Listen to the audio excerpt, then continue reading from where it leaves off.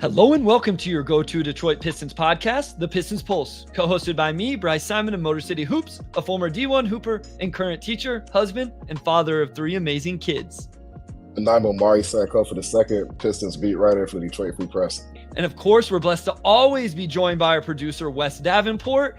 And real quick, a special shout out to all of the mothers out there on this fine Mother's Day. Wes, all the mothers in your life. Omari, all the mothers in your life. All the mothers in my life. And I want to say this as well, guys. It's not just like I use that term mother in very loose, like whoever was that in your life, because that's not always genetics based or, whatever. Like all sorts of females in our lives have helped grow us and shape us and help us become who we are. And so I just want to shout out all of those across our listeners, our families, all of that. So real quick before we got a lot to talk about, Omari, the fan base is, I'm sure they're ready for it, but I wanted to get that in here first. No doubt. Happy Mother's Day. Happy birthday to my mom. I'm sure you're watching right now, and all the moms listen to the Pistons Pulse. I know there's a few of you out there. And yeah, like it's kind of weird that the lottery is on Mother's Day. I ended up having to do some stuff with like my mom yesterday because I flew out to Chicago today. And on top of that, the Pistons gave everybody in Detroit bad news on Mother's Day, so that's pretty unfortunate. But beyond that, I hope it was a good day for everybody. I'm gonna shout out one of my students here. He's been telling me he was gonna find the live stream, and he finally found it today. So shout out Brian. I appreciate you, my guy. Go do some homework. I'll see you at school tomorrow. So, Omari. NBA draft lottery. So I was recording with Sam. I hadn't been able to talk to my wife about it. She slept during the lottery, so she didn't even know. I walked out of that just to say hello real quick, give her a kiss, come in, record this. And she goes, did the Pistons get the number 1 pick? I said, no, they got number 5.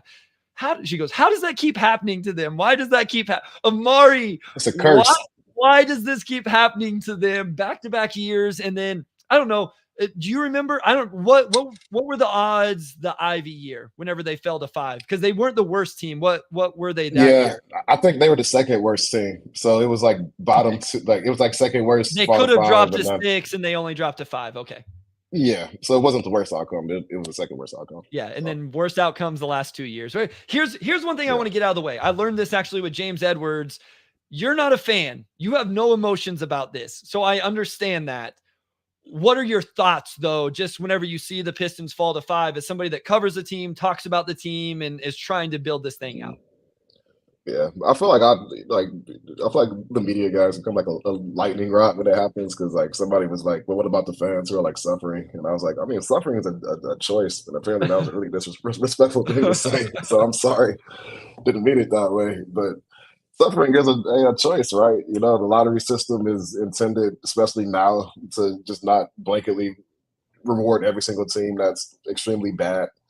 And nobody has any control over it. And my general life philosophy is that if I have no control over it, I'm not going to let it affect me more than it needs to. So that's just some Omari philosophy today. But it's just bad luck, man. Like, it just sucks. Like, it's really the Lions' fault because ever since they beat Aaron Rodgers, they've been on the up and up. And the Pistons, in that span, have fallen down to the 5th pick twice. So I think that Lions win over Aaron Rodgers at the end of 22. That set the stage for this past round.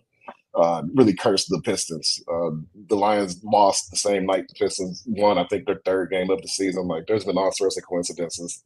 Lions had a great draft. Pistons fall to 5. Like, I think it's just this seesaw thing going on right now. And no, it's like it just sucks, right? Like I don't even know what to add at this point. It's just you got to make the best of the pick, and they have $60 million in cap space, and you just got to do it the hard way. So if everybody knows, Omari's in Chicago, so he's out there for the lottery. So if you guys see the background, that's kind of a nice background there. You must be at a nice hotel. So it's a Spring Hill Suites, which is, you know, like it's not like a Marriott marquee or anything, but they do have good selection in art, which is always nice. I like it. Will J says it's Mother's Day, but I have to be on here. We appreciate it, Will J. Always a real one, always tuning in with us. And again, some Mother's Day. I want to talk about some stuff, just the draft lottery in general first, Omari, because we'll talk about Pistons and picks and all of that. Wes brings up a good point. He goes, the stats really quickly, the last 2 years do not matter. It was a whole new roll of dice. So this year was 40% for them picking 5. Bad luck for sure, but that's the coin flip. And so what I equate that to is, like, I teach my students genetics, right? In terms of having a boy or girl. And it's the same idea. just because you have a girl with your first child doesn't change the percentages of the second one. It's still a 50-50 chance. My wife comes from a family of 5 girls. So like over time, yes, it should balance out. But the fact that in back-to-back years that the coin flip landed on heads isn't that crazy. Go flip a quarter right now. And if you just do it twice, there's a chance that if all of us did it, multiple of us are going to get heads. It's over 100 flips, 1,000 flips, all of that where those things change a little bit. So anyway, that's one thing. I'm shocked people are saying that the lottery is rigged, by the way, because the NBA would never, ever rig it in favor of the Atlanta Hawks. Just stop right now. They would not rig it in favor of the Atlanta Hawks. So that just completely invalidates the rigged argument to me. Okay, so here's what I want to talk about. 2 other things then. So Derek Dawson brings up our team wasn't even tanking. He says isn't. I'm going to change it to wasn't even tanking. They were just bad and had horrible lottery luck outside of Cade. I agree with this take, Omari. I don't think the Pistons went into this year saying we want to win 40 games and have the worst record in the NBA. They just did a really, really, really bad job last offseason of putting a good team together, coaching, whoever you want to place the blame on. I don't think they wanted to be bad. Do you agree or disagree with that? No, they didn't want to be like they expected to take a step forward. So I don't know if that would have been compete for a plan or what, but they certainly expected to improve on 17 wins. And no, they did not anticipate 28 straight losses at all. Yeah, so that's what I agree with that part. And yeah, it's just horrible lottery luck. Doug McMiniman says, this is something I saw in the chat before we started recording. What are your thoughts on like the Pistons, the worst record, only being able to fall to 5? So what a lot of people are saying now is, okay, we understand the lottery odds, all of that stuff, but is it really fair for that team to go all the way to 5? So where are your thoughts just in general on this lottery? Like I've seen a lot, the lottery's outdated, not necessarily rigged, a bunch of different stuff like that. I don't tend to care a whole lot. Do you have any feelings about it just as a NBA fan? I really don't have any issues with it at all. Like what the NBA is trying to do essentially is just strengthen the middle class, where a team like in Atlanta can make a genuine attempt to compete, which they did. They when they got DeJounte Murray, and they've actually been trying to win basketball games. Obviously haven't. They were injured last year. Trade DeJounte Murray is not the best backcourt combination. But even with that, you still had an outside shot of getting into the top 4 in the league. Once teams like that to be able to have their cake and eat it too, where you could say, hey, we're going to, like Houston, for example, like they won with the Brooklyn Nets pick, but that's another team too. People are like, just tank all the way and trade Mikal Bridges. And they kept them, and they had a 20% chance of moving into the top 4. And it was actually bad for them because that pick went to Houston. But that's what the NBA wants. Like they don't want teams that are, I guess, in the quote unquote middle to feel as helpless because they actually tried to compete and just didn't do it as well as another team, right? Like they don't want them to feel as though they have to take a step back in order to move forward. So it sucks for a team like the Pistons, but I tweeted it earlier, they were conservative last offseason. They didn't, go as hard as a team like Houston that very clearly wanted to turn the page and invest in a different level of success. And that's where you end up. The 5th pick is still a perfectly fine pick. In most drafts, you can still get a really good player. I don't necessarily see it as like something that ruins a rebuild. Like I think 3 straight top 5 picks. Yeah, they've had number 5 3 years in a row. So you have 3 straight and the number 1 pick. I still think in the grand scheme, that should be enough to get a rebuild going. Yeah, I mean, here's my thing with it, Omari. I don't have a better answer. So I'm not going to sit here and say, hey, this is stupid, this sucks, this isn't fair, et cetera, et cetera, et cetera. If I can't like give a better option, I don't know what the answer is. I don't want teams to do this. I don't want teams to tank. I really dislike what the Cleveland Cavaliers did the last game of the season to jockey their position for the playoffs. So I can't be frustrated about that and then encourage teams that tank. It's a different scenario, but for the same kind of idea. So I want teams to go out and try to win as many games as they can every year. I think players do that anyway. Like sometimes I think we put this on the players. Like, listen, I don't know. Maybe I'm wrong here. I can't imagine a player that's got to the level of the NBA not going out there and trying to win every single night. Like it's an organizational decision. But absolutely. You know what I mean? Because you got to consider like most NBA players are fighting to stay in the NBA every single year. True. Like you look up every single year and there's like 10 guys that's like, oh wow, like they're not on a team right now. Like I just checked the other day, like where's Montrezl Harrell at? Like he had a torn ACL or something the other year and he's like rehabbing trying to get back in the league. Like none of these guys are thinking, I'm going to take today off because if you're not a superstar, like all that stuff can really come back to bite you down the road. So no, NBA players are not throwing games on purpose. Yeah, not all of them anyway. Well, most of them are not. Yeah. Most of them, 99%. There's a scenario out there that we will not Yeah. talk about because we don't have to, because that's not a part of the team that we cover. So, Yeah. all right. I just wanted to, I didn't anticipate that being part of the conversation here, and it was. And so I wanted to address it because at the end of the day, you guys are our listeners, you're our viewers. We want to talk about what you guys want to talk about. And that was in the chat a whole bunch. Speaking of, if you're watching live, hit the like, hit the subscribe, leave a rating, leave a review, help us continue to grow, and come back and listen because it's going to be a lot of NBA draft, a lot of offseason talk coming up. We'll be bringing on guests, hoping to get some of the No Ceilings guys to come on. Last year, Omari and I did a mock draft just like as we went around. I'm sure Keith Smith will be back soon as well. All right, let's talk about the lottery now. So Hawks go up to 1, Wizards are at 2.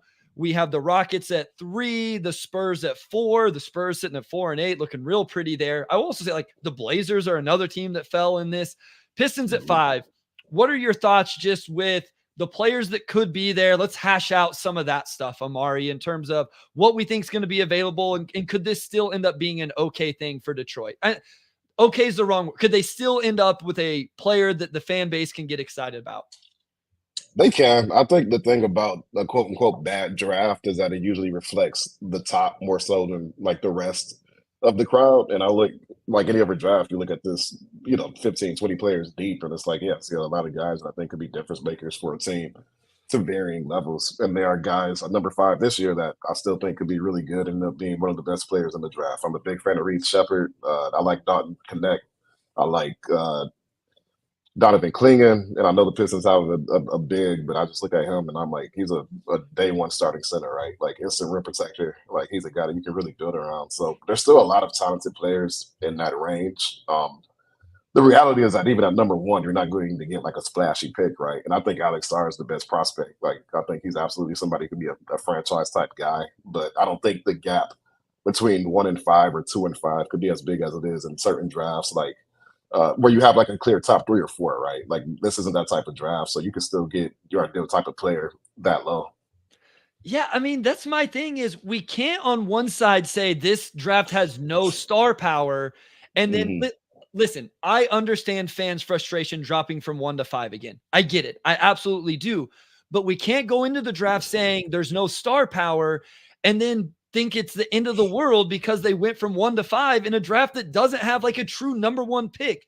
I just recorded with Sam. He has no tier 1 or tier 2 player. Like he keeps his tiers across the board from one draft to the next. So yes, I'm with you. I think Alex Sarr is the best player. I guarantee if they got the number 1 pick, there would be people right now saying, what, Omari? Don't draft Alex Sarr. He doesn't make sense on this team. We have Jalen Duren. And there, you know who we'd be talking about? Zaccharie Risacher, Matas Buzelis, Sheppard, all of these guys. And you know what? There's a high likelihood that one of those guys is going to be there at 5. Now, the downside of that, Omari, is you don't get to choose which one of those guys is there. You may just be left with the one that's left over, but I don't think we can say both sides of that. I've always said I like this draft in terms of some of the depth. It just doesn't have the guys at the very top, like the number 1, 2, 3 pick that just makes you crazy excited. I'll get us into it with this. I think at number 1, there's a chance they would have drafted Buzelis. I would have taken Sarr, but I think Buzelis would have been in the conversation. We just did a mock. Buzelis fell, and they took him at 5. I think they can still get a quality player, and that's probably about all you were going to get at 1 anyway, is a quality player with upside. Right. And there's going to be this debate throughout the rest of the summer, probably until the draft. Should they keep it? Should they trade it? This and that. And like, I'm going to ask people at the combine this week, just sort of get a sense of like where that pick is at. Like, I know depending on who you ask, opinions are all over the board on this draft. I mean, there are people who see Sheppard as top 5. There are people who see him as 10 through 14. Like, it's the eye of the beholder this year. So this could still end up being a valuable pick. I just think it's a scenario where as we get closer to the draft and teams begin to make firmer decisions on their directions, you'll probably figure out the value of it a little bit closer to then. But with that, you also have guys going through workouts, and you can see a guy like a Ron Howland pop just because he's crushing his workouts. So still a lot to come, But in any draft, you can look at the 5th pick and generally get a pretty good player there. Will Cole brings up but I think this speaks right to what we're talking about. So says Pistons need impact guys, though. What's another role player on a roster filled with them? I think the point is you were getting a role player even if you drafted number 1. I think that's kind of my point here. Or if you draft Sarr, what does that mean? Like, I think Sarr is going to be really good defensively. I think some of these other guys, like Reed's going to be really good offensively. Dalton Knecht's going to be really good offensively. So I just think I understand the frustration, Omari. I get why fans are upset that they went from 2 to 5 3 years ago, or 2 years ago, 1 to 5 last year, 1 to 5 again this year. I get it. We've had to watch a lot of losing basketball. I understand all of that. I just don't think that this is last year was worse. Like, if you want to be upset about falling from number 1, last year's the year to be mad because you weren't able to draft Victor Wembanyama, or to fall out of the top 3 because you weren't able to draft Brandon Miller. That's the year to be really upset about. Now, if you don't trust the organization to make the right selection at 5, I get it.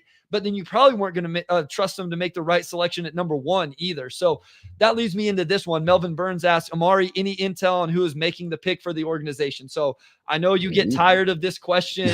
I am obligated, though, Omari, to ask you where we're at with this. No hire's been made, so I wish I had more to tell you. They're still, in the process. I actually read a few weeks ago that the search firm they're using, Turnkey, typically has like a 6-week turnaround. So again, I think within a week, like, we'll certainly start to see a lot more names, but no until at this point. And the one thing I will say is, as it gets further along, it makes me a little bit nervous, because if there are some trade up or trade back or whatever scenarios you'd like for some of those conversations to be had, I'm not worried that we don't have a decision maker by the time the combine is here, right? Like hopefully the scouting department is doing what they would do otherwise. Like, they will be, whoever gets hired, they'll be able to sit down and say, hey, this is what we think. And hopefully the decision maker is in tune with all of this enough. It's not like they're going to need to get caught up on who the best players in the draft are. So I'm not worried about that as much as, if I'm Detroit, you know who I'd be on the phone with right now if I did want to consider moving back is the Memphis Grizzlies. I would call the Grizzlies and say, hey, you want to guarantee that you can get Donovan Clingan, because that's one of my favorite matches in the lottery is Clingan to the Grizzlies. I would call them and say, like, what would you give us to move back to 9? Which one of your young wings would you send to us? Then I would trade back to 9, Omari, and then I would draft Dalton Knecht at 9, and I would bring in 2 wings, right? Like, I'm playing out a very hypothetical scenario, but those are the conversations that maybe they're missing out on right now. But in terms of actually scouting these players, I'm not concerned about that part of it. No, not at all. And this is certainly a draft where you probably do look at those trade down opportunities. Like you said, like a Clingan. He's a guy that some teams are going to be absolutely in love with because they have a major need at center. And again, like, he doesn't space the floor, but he pretty much gives you everything else you would want in like a drop type center. And he has some shooting touch too. So as a prospect, he's the type of player that a team realistically could trade up for, especially a team like Memphis that has assets that they could sacrifice. So I would watch teams like that. Overall, I'm very curious to see how this process plays out. I'm curious to see if this is a pick even worth trading. I'm curious to see, which players continue to emerge throughout this process. Like, we've talked about some of the high floor guys, but if there's any silver lining, it's that there are some really good high floor guys in that range where you know exactly what you're getting and you don't have to really project as much as far as what you're getting. Like, Risacher could be there, but you have to kind of project down the road what he could be. Like Reed, Sheppard, Buzelis, Clingan, you pretty much know what those guys are. They all bring skills that the Pistons need, like, right now. Okay, let's talk about these guys. So we're going to go to break. When we come back, we'll just go through them. We'll start with Sarr. We'll take him off the board, and then we'll move from there. The likelihood this guy's there at 5, so we can talk about some of these other teams in the top 4. Do we think that they would take him? Those type of things. And we'll just, next segment, we'll just talk about those guys, and then we'll figure out from there. So we'll do that after this short break.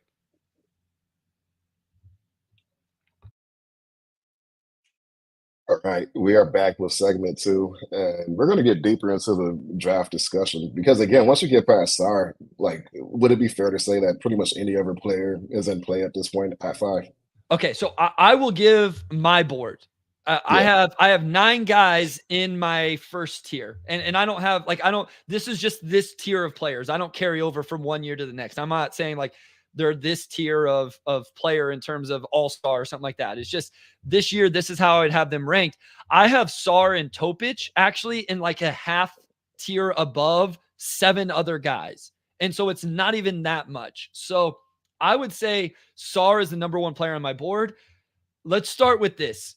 Is there a world where he falls? I say no. Even if Atlanta doesn't take him, then I think the Wizards scoop him up. Like they sprint to the podium to draft Alex Sarr. Would you agree?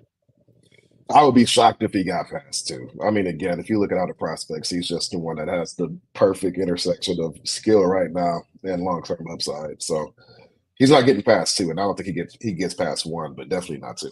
Yeah. So can we set on this? Do you think the Hawks end up taking him? Is that where like you're at right now? If you were Atlanta, you trade Capella and draft Sarr? That's where I'm at now. Absolutely. Yeah. Okay. I'm in the same place. I think that that's what they should do. That makes the most sense to me. Okay. So we're going to take Sarr off the board. I don't think he's a guy that we should spend a lot of time talking about moving forward unless like the Pistons make a crazy move up. If you're moving up to draft Sarr, then that definitely means that they're probably moving on from Jalen Duren. So, and I don't think that that's where the organization is at. So I'm just going to go with my board. Nikola Topic. I think there's a chance Topic could be there at 5. I don't think Atlanta makes sense. Washington does. Maybe not. Washington, Houston, San Antonio could all make sense for a primary initiator like Topic. But let's talk about him anyway. Any thoughts on Nikola Topic? Primary initiator, 6'6", 6'7", young kid. He's back playing overseas after a knee injury, I believe. You know, some overlap with Cade, but thoughts on Nikola Topic? The only reason he's not in a discussion for number 1 really is because he shot like 30 or 31% from 3. And okay, like that's a big reason to not go number 1. But I say that to say that the rest of his game is to be so advanced that he is pretty close to a sure thing as far as just knowing that you're going to get a point guard who can really run your offense for the next 10 years. He's been compared to Goran Dragic. Like I think that's a pretty good comparison. He's just got great touch around the rim. Shot 50% overall, despite shooting 30% from 3, which just tells you how efficient he was inside the arc. Also shot like 87% at the line. So touch-wise, like there are not many issues with him. It's just he's not shooting the 3 very well. But if you think he can figure that out, then he's probably the first point guard off the board in this draft. And yeah, you look at a team like Washington or the Spurs, and I think both of those teams probably have a huge need for a guy like that. Yeah, I agree. I think even Houston, I don't think that one makes as much sense. But if he's there and you want a Fred VanVleet replacement eventually, that's a guy that could go there. And like now that lineup is really super set. So would you agree that Topic is probably off the board for the Pistons at 5 as well? Like I don't know that he's a guy that makes a ton of sense. How much would you consider Topic if he is there at 5? So let's say this draft goes something crazy. Sarr, Risacher, Buzelis, Hall, whatever. The top 4 guys are off the board. It's like, hey, this is our best player available. Like, is this? I mean, I know you're a little more best player available than me, not a ton, but a little bit. How much would Topic overlap with Cade kind of give you a little bit of pause? Yeah, it gives me a lot. It's just I just don't see Topic as an off-ball guy at all. I think you want the ball in his hands, and to maximize his skill set, you put the ball in his hands. And Cade's obviously the same way. So I just don't see those guys really meshing, especially since Topic like really is not a shooter at this point. And I don't, even though I do think he'll be able to shoot the ball, I don't think you draft him with that expectation, because again, it's just certain things that are tough to project at the next level. And he wasn't a high volume shooter either. Like, will he even play in that way? I just don't see him fitting next to Cade. Like, if they had just Ivy and Sasser, I would be like way more for it. But just with the existence of Cade, I don't know if you can double dip on 2 primary ball handlers or so many different needs on the roster. So what I would say is, as Pistons fans, you should hope for Topic to go number 2 or number 4, whatever. Like, you want Topic to go ahead of the Pistons pick and continue to push some of these other guys down the board, because these are the guys I think are truly in play now. I think Sarr's gone. Topic is probably gone and doesn't necessarily make a lot of sense. So let's talk about the guys who could potentially be there. Let's talk about Zaccharie Risacher, young 3-and-D wing, still almost shooting 40% from 3, even as he struggled the last month. I think this is a guy that could be there. So you look at this. Could Atlanta take him? Sure, but they have some wings. Washington has a ton of wings. I think Washington either goes point guard or big man. The Rockets, a ton of wings. Now, I think the team that you probably he doesn't get by is the Spurs. But I mean, that's just one team we're talking about that takes something different. Like maybe they love Rob Dillingham and don't think he's going to be there at 8. I think there's a world where Risacher still falls to number 5. I've seen Risacher, Omari, on people's big boards 7, 8, 9, 10 even because of his last month. I think this would be a huge win for Detroit if he falls to 5 and they can select him there. Yeah, I agree. I mean, he's somebody that people would have mocked to the Pistons at 2 or 3. So to get him at 5, I think would be a huge win. Just a guy who's 6'9", 6'10", long wingspan, 38% from 3 on pretty good volume. He's young. I believe he's still 18 or just recently turned 19. I forget, but he's young. He's like college freshman age. And just being a big wing, he really fits that hole the Pistons have had at the 4, where you just have a pure floor spacing 4 who can play next to Cade, play next to Durant, all those guys. So I think fit-wise, I think long-term upside-wise, he probably checks the most boxes for Detroit. The risk is that maybe you just end up with a guy who's like a Cam Johnson, but even getting Cam Johnson at 5 is still good, right? Like I think that's probably a pretty realistic outcome for him, but that's still a pretty good outcome. So I mean, like Risacher a lot. Yeah. A month ago when he was shooting 45% from 3, I took him number 1 in a month. Like the Pistons got the number 1 pick and I took him over Sarr because at that time it's like, this dude is a 3-and-D wing who's shooting crazy from 3. It makes sense. Now, maybe the shooting wasn't as true as that, but I think the form actually looks really good. I had a scout tell me he is the French version of Trey Murphy III. And I'm like, I'm in. Give me that guy. He was actually saying it a little bit negatively in the terms of, do you want to draft that guy number 1? But at number 5, that is a slam dunk selection. And I'm just saying, based off kind of what you see the momentum with him, I don't think it's crazy that he could end up at number 5. I don't think it's likely, but I don't think it's crazy. So I think Risacher is still in play for them. Okay. The next guy on my personal board would be Matas Buzelis. And I think this is a guy we probably need to spend quite a bit of time on talking about, discussing. I think Wes has a really interesting idea about Buzelis that I want to bring up to you that makes a lot of sense. And let's talk about him because I think this is the most likely player to be there at number 5 for the Pistons. So what are your just tertiary foundational thoughts on Matas Buzelis? I put him in that Topic tier a little bit, where it's just a sense that they do so much stuff you want at that position, really like in a prototypical sense, but it's just the shooting that makes you wonder. But sure. Buzelis, I mean, his rim protection instincts, I think, are great. I think he's a really solid ball handler. He sees the floor well for his size. And he's a solid athlete. He can finish at the rim. I think the shooting is probably what really makes his draft stock all over the place because he didn't shoot well. And I think the G League Ignite in general are a tough evaluation just because of just how much of a wreck this past season was. Like, it literally killed the G League Ignite. Like, that season cannot have gone worse. It literally killed the league. I mean, Omar, in past years, I think we've said this, and it's like, they literally, as you said, got rid of the league because it was so bad. And they were, I think the final thing was one of their academy players ended up, I think it was Malawak, went to Duke. And it's like, whenever one of these guys we've brought up through our system, that may not be the right player, but everybody's like, oh, this is really bad for the Ignite that they couldn't even keep their own player. And it's like, they had no point guard at all with a bunch of wings that aren't primary initiators. It was so bad. And that's why it's tough to judge the shooting aspect, because he did shoot the 3 pretty well at lower levels. And people probably forget this now, but this time last year, he was the sort of default number 1 pick, just because of the hype that Ignite had and just his overall profile as a player. Really, the past 2 years, he was probably the fill-in number 1 pick up until they actually started playing basketball. But I just don't know how many good threes were generated for the Ignite last season, which is probably a little bit higher on Ron Holland and other people as well. But Buzelis, he has so much to his game that I love. And it's just, you look at the 25.5% outside shooting. But not only that, he was a tick under 70% at the line too.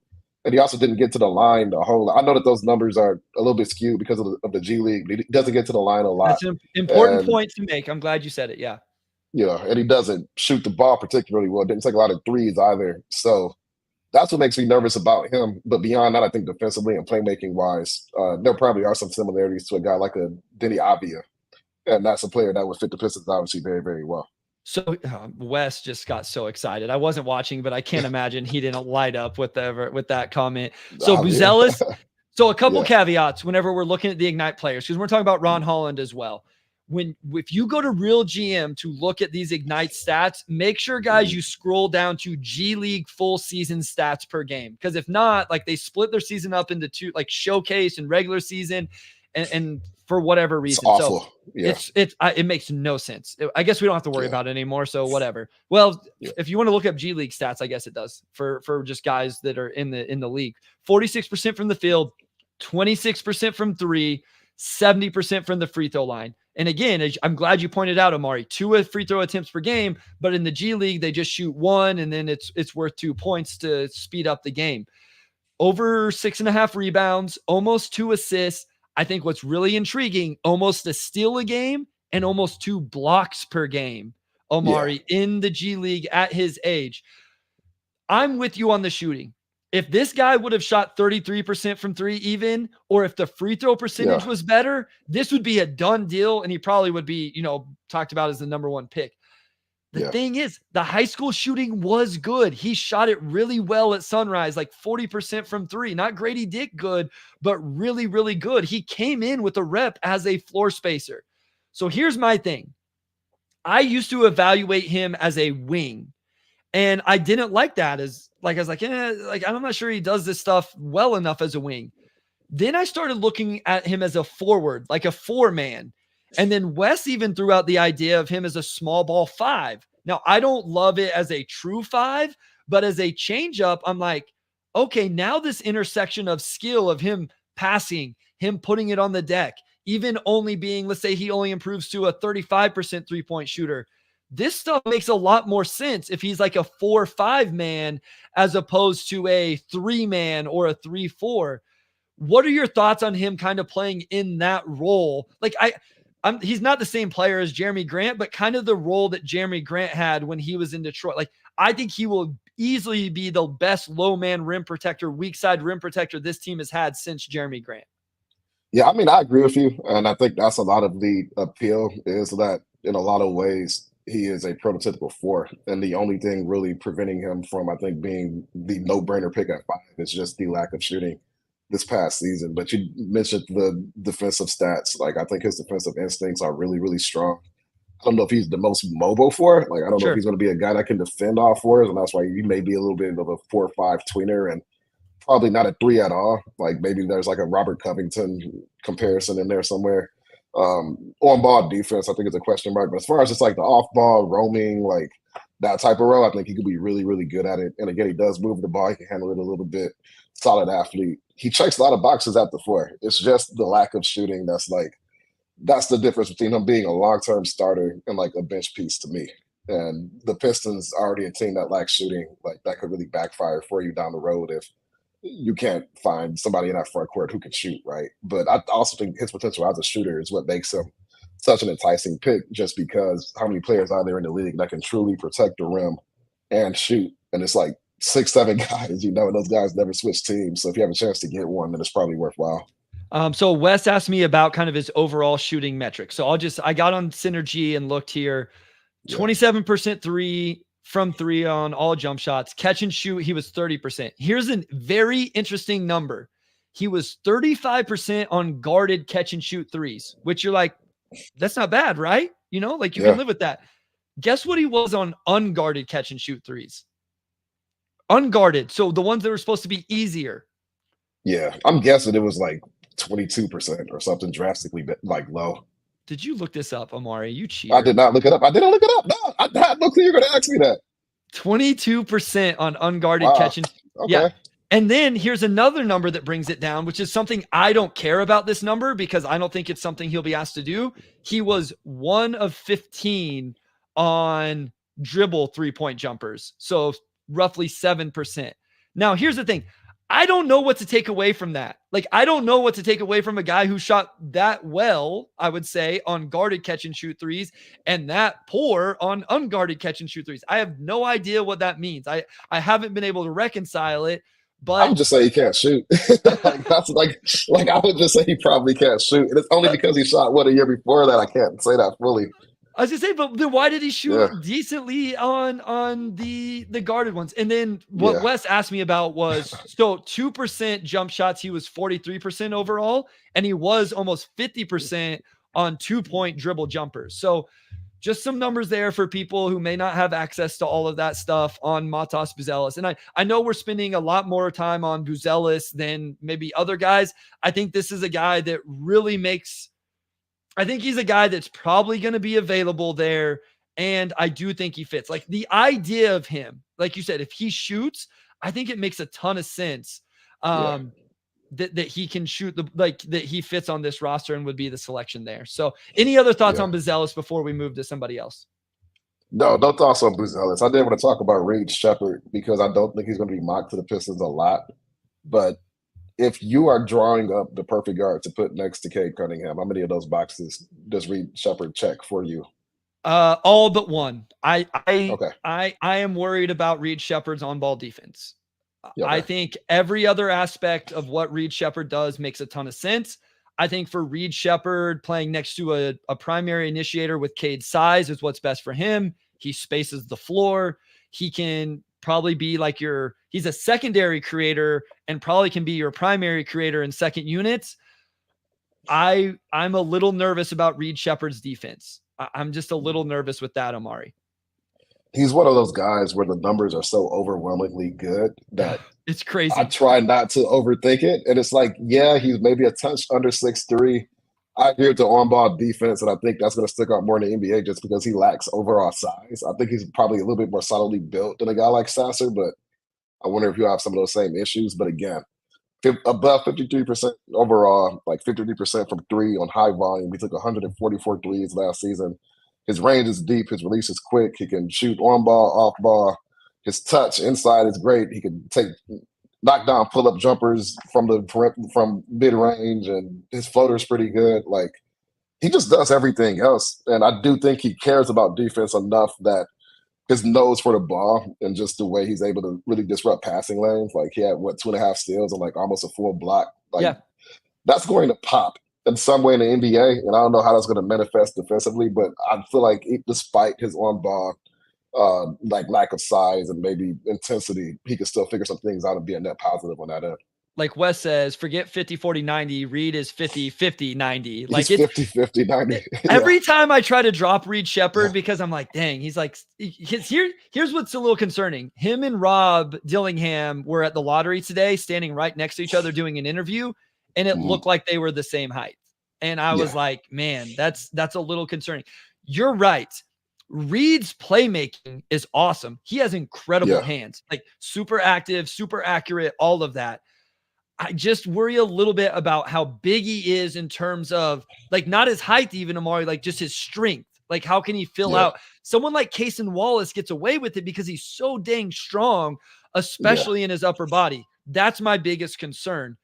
With that said, I think he wants to be good defensively. Like you said, he blocked a ton of jump shots, actually. Like, that's where a lot of his came from, the active hands. He's probably going to be, I think he probably ends up a little more neutral defensively than a positive. Yeah. Maybe his shooting. You can live with that maybe though, right? If he's shooting really well and playmaking, like let's say he's Tyler Hero with like more steals. Like, that's a realistic outcome for Reed Sheppard, right? Yeah, like I think as a player, yes. If I'm talking Pistons specific, I'm a little like less sure because I want some. And now I'm just getting nitpicky. So again, like at 5, like why am I being this nitpicky with it with some of these other players? Okay, so Arthur says Reed defensively is Ivy. Like, I actually disagree with that. Like I think his instincts are a little bit better. The difference there is Jaden has way better physical tools than Reed has. And so and also Edwin and some other guys. I know you've dropped some other names in the chat. We'll try to get to those guys before the end of the show as well, whether they end up being Pistons guys or not. So Yeah, you sold me a little bit. Like maybe it doesn't matter. I think what you then have to do is you have to really build out the defense around him and Cade, right? Because like Yeah. that, like you have to Asar, right? Asar can make more sense because you have real floor spacing with Reed. Mm. Fontecchio is probably good enough defensively. Like I hate to get back to this, but then you need a 5-man that can really, really defend behind those guys. So You do, especially if you pass on a guy like Clingan, and I still think if Clingan's over Reed, you probably just go Clingan just because that's probably the tougher need to fill if you're just looking at the rest of the draft. Okay, I want to talk about these guys. So let's keep it rolling. We'll go to break, Omari, and then when we come back, we have I think the Ron Holland, Steph Castle conversation can be had essentially at the same time. We need to talk Donovan Clingan, and then probably Dalton Knecht, maybe a little Cody Williams. We can start with whoever you want after this short break. All right, we are back with segment 3, and we got about 20 minutes. We'll try to speed through some of these. I mentioned Ron Holland earlier. You kind of grouped Zaccharie Castle in there, which I think makes sense just because they're kind of similar archetypes, but just given that neither of them shoot, but they give you a lot of other stuff you want on the wing. I guess the question is, can the Pistons justify taking another guy that can't shoot if everything else pops enough? Because you essentially did that with Asar last year. And I love Asar as a player, as a prospect, but I don't think you can have 2 of him on a roster. Like at some point, you just got to have guys that can shoot. Yeah. Pound the Pavement says thumbs up, y'all. Yes. Thank you. And give us some of those over on YouTube. And we have a shout out from Brazil. So he says, yes, I'm sad over here too. Sorry. I hope you can stay up to like 4 a.m. to watch that. I don't know what the time is in Brazil right now, but I hope you're able to get some sleep. I'm sorry. Yeah. Okay. So Ron Holland and Steph Castle, I think they're both questionable floor spacers and shooters.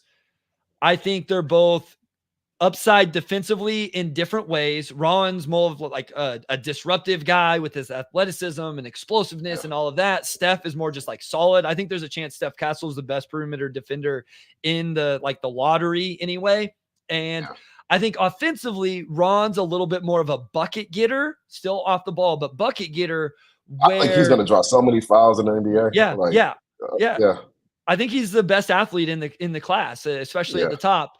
And where Castle is more of like a connector, great off-ball cutter, offensive rebounder, can probably play with the ball in his hands a little bit more. Like some projected this guy as a point guard when he was coming into the season. I don't think that's what he is now. So they are different players, but I think for Detroit specifically, Omari, you would have to reconcile the potential real lack of floor spacing. You talked about Holland the other day. I like Holland.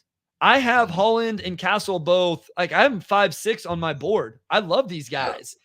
Yeah. I just don't know if they can. I don't know if they can reconcile guys that can't space the floor. It's back with the Buzelis conversation as well. So that's why I'm a little lower on those 2 guys specifically to Detroit. Yeah, I kind of agree. It's like you do need to think about fit to some extent. And to me, if you're taking a guy like a Holland or Castle, to me, that says you're completely out on Ivy or you're out on the SAR or you're going to make some sort of trades, even this roster up, because I just don't think you can play those guys together. Like you got to play Ivy next to somebody who can shoot the ball, and you can't play Ivy with Holland or Castle. And roster-wise, you probably have to pair them together. Wait, hold on. Well, Barry, where do you think Brazil is? I have no clue. I don't know. I know it's like the next country over, but like in my mind, I'm like Brazil is all the way on the it must just be almost straight that you could go, No, it's just straight south. Oh, I see but I think it's essentially I think it's just, I mean, it must just be straight south if he's only 2 hours ahead. So probably so. Listen, I'm not going to clown you for saying it because I would think the same thing. Anytime somebody says something from another country, but my first thought was like, man, I feel like Brazil is kind of straight south. I bet it's not that bad. So that's unfair. It was just no, man, hey, I could say it was the more so like how far east it is. I was like, it's like it could be like 6 hours. Like I don't know. And I'm in Chicago, so my time is off anyway. Listen, guys, Omari doesn't know what day it is right now, so you guys can't hold him accountable for that comment. He does not know what day it is, and why should he? The dude travels all the time. It's not fair to him. That's unfair criticism. Listen, It's like my first trip of Nick the says, offseason. "Love you, Omari." No, we know Nick. We appreciate you.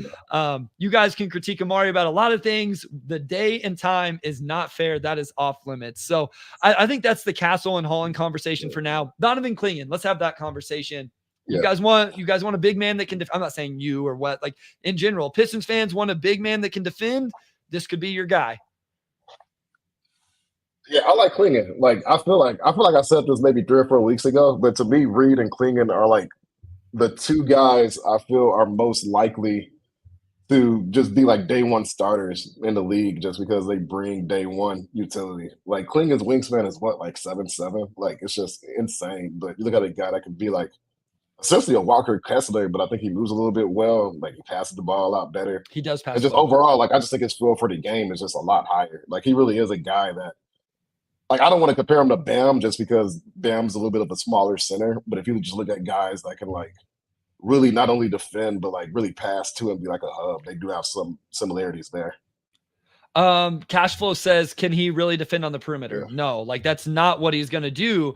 He's a drop coverage big. Like this is a drop coverage guy, but as Wes points out, he's a couple inches taller than Walker Kessler and heavier. Like this is a guy that is going to be a rim protector, drop coverage, but I think he can recover and move better. Like I think a lot of people go like, what's the difference between Clingan and Zaccharie? Clingan's younger, and I think Clingan definitely moves better than Zaccharie.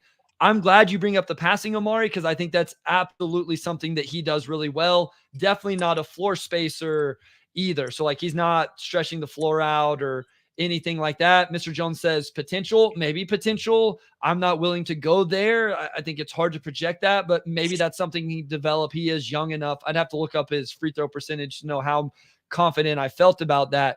But this is a guy that can really defend and he can really finish. Wes says 57% from the free throw line, he believes. So like, that's not something that's super, super encouraging. Cashflow says, what about Clingan versus Filipowski? Filipowski would be real interesting. I like Filipowski. Clingan's just way higher on my board. Like if I'm going to take a big at 5, I'm taking Clingan. If I want Filipowski, all right, let me trade with the Grizzlies. They can take Clingan at 5 and I'll take Filipowski at 9 and take one of their young wings. Yeah, I don't think Clingan should get out the top 4, and I see Filipowski as more as like a 10 through 14 range. But I do like Filipowski though, because he can really shoot the ball. Like he can pass it. I think he's solid defensively. Like he's like a jack of all trades, master of none type guy. But just like any big that can hold their own in the paint and shoot is going to have utility in today's league, and he would essentially give the Pistons a lot of what they got from Gallinari and such last year, because their plus minuses were still like off the charts good. Like I think Filipowski could be sort of like a Mike Muscala type guy for this thing. Yeah, no, Filipowski is very, very interesting. I don't know that's if he's a guy you take at 5. Maybe you do. Like I don't like breaking my tiers, and he's in a tier lower. That seems pretty rich for Filipowski. I also want to piggyback on something you said with Reed and Clingan. When we were picking for the Rockets, we felt like those were the two guys that were probably the most ready, like NBA as well, to come in and contribute with those guys. So let's talk, before we get to some of the questions, some other things. Dalton Knecht. I think this is a guy that now that the Pistons did fall to 5, Pistons fans are really going to talk about. So our friend from Brazil and Dalton Knecht, he's very good and polished. At 1, I don't think this was a conversation. At 2 and 3, I don't think this was a conversation. At 5, I think this is a real conversation. I've seen people go like, how's a 19-year-old going to come in and contribute to the Pistons? This team needs to get better, those type of things. Knecht is 23 years old. He looks like he has a lot of fans. Cashflow, Knecht is my guy. Relaxing Sounds, Dalton is my guy. There's a Knecht hive. Okay. I wasn't sure if there was a Knecht hive. There is. I'm a little surprised by it, to be honest with you. Yeah. He can really shoot it. He can really score it. He's way more athletic than I think what people probably realize. And as a 23-year-old, because of the path he has taken to this point, I think there is still some potential for growth, Omari, because late bloomer in high school, went JUCO, was a smaller D1 program for a couple years, and has only spent 1 year at Tennessee. And I want to give one caveat that what I really like about Knecht. He transferred from Northern Colorado to Tennessee specifically for one reason, and that's because Tennessee is known for their defense, and he wanted to go get better. Now, did he get improve as much as what people wanted? No, but I like the mentality. Yeah, I kind of see Connect that's taking a guy like Buddy Hield, who was an older rookie coming out. I think he might have been 23 too, but you know that they're a flamethrower shooter that can just come in and give you that immediately. And at 5, I think there's a lot of value there. I still like the reason why I value Reed, I think, a little bit higher is just because of the playmaking and some of the defense you get as well. But Connect arguably is a better fit in some ways just because he really is more of a 2-3 hybrid, right? And you can plug him in next to any of the guards and probably be okay. Still need defense. I don't think he's going to be that great of a defender, but just as a bucket getter, I really do like his game. Maybe he can be like a Kelly Oubre for this team. Like these are all guys that the Pistons really could have used this past season. So Melvin Burns says, can Dalton defend? And YouTube user says, bad defender at 23-year-olds is a problem. I agree.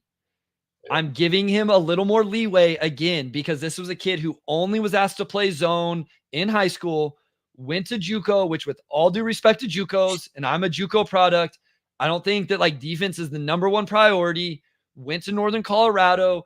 And here's the other thing. I'm giving him hoping like at Tennessee, if you watch some of those games tomorrow, they just gave him the ball and said, go get buckets. When you scale back his offensive usage, there should be more energy for the defensive end. Now, listen, I realize that's a lot of ifs and caveats, and I understand people are like, I don't want to hear all of that stuff. I get it. But if he is even a neutral defender, I think with what he brings offensively, he at least should definitely be in the conversation.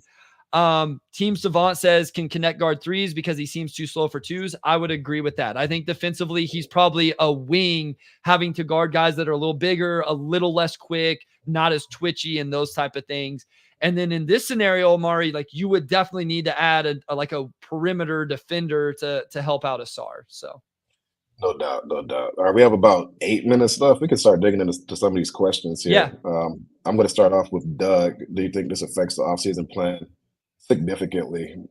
I'm going to say no, not significantly, just because this is not, for one, you can't really plan around the lottery. And I think teams in general sort of approach the lottery of the sense that it's a complete crapshoot, right? So you can't really base the rest of your offseason off of that result. I think with that, yeah, the 5th pick probably is not going to have the trade value that the first overall pick has. So the next evaluator will have to figure out, is it worth moving off of this pick? You know, there may be a case where a deal doesn't materialize until the actual night of the draft. If there's somebody there another team wants, like let's say Clingan drops down to 5 for whatever reason. But with all that said, I don't think so. Like if you win the Wemby draft, that probably changes your offseason plan. Like falling to 5th in this type of draft is probably not too different from if they had gotten 2 or 3. Honestly, I think the only real difference is if you get 1, and there's a team that just has to have Sar. That's what I was going to say. If they would have landed number 1, then now you're having to reconcile, do you draft Sar? What do you do with Sar? How does that play out with Duren and all of that? Or if you have number 1 and it has real value, or even at number 2 somehow has real value, whatever, and you're going to package that to go get another player. So, I mean, I think it obviously that's a big difference, but with where they're at now, I don't think that being at 5 changes a whole lot. Omari, do you believe the Pistons have the trade capital to acquire Brandon Ingram or a similar player with the pick falling to 5? So this kind of plays into it a little bit as well. I think they do. Like, I'm curious to see how hot the market for a guy like Ingram will be, because the thing with the Pistons is just there are teams that really do have draft capital that Detroit does not have. So if Detroit's making a deal for that type of player, you're probably going to have to part ways with 1 or 2 of the young guys, whether it's Ivy or Duren or somebody, right? Like I'll say the only guy that's probably truly untouchable on this roster, to the extent that a player can be, you know, unless you're getting Giannis or something, is Cade. So I'll be curious to see. Like, I think if you look at New Orleans, they clearly need to do something. And, you know, the Pistons could possibly just give them the financial relief that they need just because they have cap space, right? So I think they do. It just really comes down to how much, like, to what extent are you willing to part ways with the young guys? Because I don't think you're going to get them for just the 5th overall pick. I think it's going to take a little bit more than that. All right, Pound the Pavement says, what can you get for a 5th pick? What kind of trade? Some say it's pretty worthless. Like, Yeah. I don't think you're just moving number 5 on its own. I think the trade scenarios here, Omari, are you trade back. Like I threw out the Grizzlies scenario a little bit earlier. Maybe somebody drops, right? Maybe somebody falls in love with Rob Dillingham, something like that, where you can trade back and acquire a future first or something like that. I think the other thing is, at the end of the day, you are going to, if you want to really take a swing, you're going to have to package multiple young players anyway. So I still think the addition of Matas Buzelis or Donovan Clingan or whoever packaged with Jaden Ivey or, whoever it is, I think you still are going to have a player that has value if you put them in a trade with other young assets, if that's the path the Pistons front office would decide to go. Yeah, that them owing that pick to the Knicks just continues to haunt them. Like it's just sheesh. Like when are they going to get off this obligation? Yeah, no, it's it continues to like convolute things every single time we talk about this stuff. 2 more, one specifically here to the Hawks. Any chance the Pistons could take on Capella? 1 year left, and the Hawks give us an add-on to like a 2nd round pick. So Hawks are going to draft Sarr. Like, let's in this scenario, Capella makes sense coming to Detroit, playing as, I guess, you would still prioritize Duren, but as a backup rim protector and lob threat. I would look at that for sure. Like Capella's the exact type of big you need for the reasons you just named. If I'm absorbing that salary, I probably want a little bit more than a 2nd round pick. Although realistically, I don't know like what else you would get. But if they're zeroed in on Sarr, then that probably makes it less likely that they move off of a guy like a DeAndre Hunter and more likely to move off of a guy like a Clint Capella. Wes posed this question earlier, which I'm also curious what the answer would be, is how much Onyeka Okongwu factors into that discussion, because he could be a starting caliber center. Obviously, like he passes it pretty well, but he's not a guy that's going to like shoot the ball particularly well. So does he just stay at the backup big? He's probably not a guy where you pass on drafting a big because you have him, right? Like you could have both those guys in their rotation. Like I would take a swing on Capella for sure. I would probably just want a little bit more than a 2nd round pick if I'm absorbing that salary. Again, we've talked about this. This is the type of sing contract I think makes more sense for the Pistons this summer. Like a player that can actually play and contribute. And I think Capella still has a little bit of juice left. And so those are the type of ones, not the Joe Harris ones, but like, I don't know if you're going to be able to use $60 million on just like actual quality signings and stuff like that. So if you take this as part of it after making other moves, I could see that. So last one here. And this is from Edwin. Edwin, I told you we would get to it. So we're going to Omari. I don't know how familiar you are with all of these guys, if you want to just talk about one, but he says some other late round prospects. He said he's really high on guys like Bobby Klintman, Tyler Smith, Keyshawn George, all slated to be late to out. Like I would say all of the Tyler Smith is a guy that draft media. You'll find some guys that have him in the lottery. I don't think Klintman or Keyshawn George are lottery picks right now. None of these guys are lottery picks for me. All of these guys would be in my late 1st, early 2nd round tier. Yeah, I'm going to be honest. I've really more so just looked at the top 10 and like the bottom 10 because I have the 53rd pick. That whole middle range, I have a few guys I know just from watching, but I'm going to – Bryce is the draft expert on this one. My draft bag only pertains to the Pistons for the most part. Although I have seen Bobby Clinton's name a lot as a player that people are intrigued by. So I still have a little bit of digging to do on that. Yeah, so Klintman is a guy, I've obviously got him at 53 for the Pistons in my last 2 community mocks with Richard Stayman. I don't think he falls to 53. I think that would be like a steal for the Pistons. He played in the NBL over in the same league as Sarr. Great off-ball cutter, long, like forward, can shoot it, I think, but the numbers don't entirely back that up. I think as like a 2nd round guy, that'd be a great addition. Tyler Smith is a little bit more of a stretch big. So obviously that would be very enticing to Pistons fans. The defense is a big question with Tyler Smith. Keyshawn George is the kid at Miami, a little bit older for a freshman, crazy skill. Like he can really shoot it, great length, great size. Like I really like what Keyshawn George does. I really wish, and again, this goes back to the Fontecchio trade. I wish the Pistons had a pick at the top of the 2nd. They just don't. And so Team Savant brings up Deron Holmes. I think Deron Holmes is also going to go in the 1st round. I think he's a very skilled big. You won't find a bigger fan of Deron Holmes than me.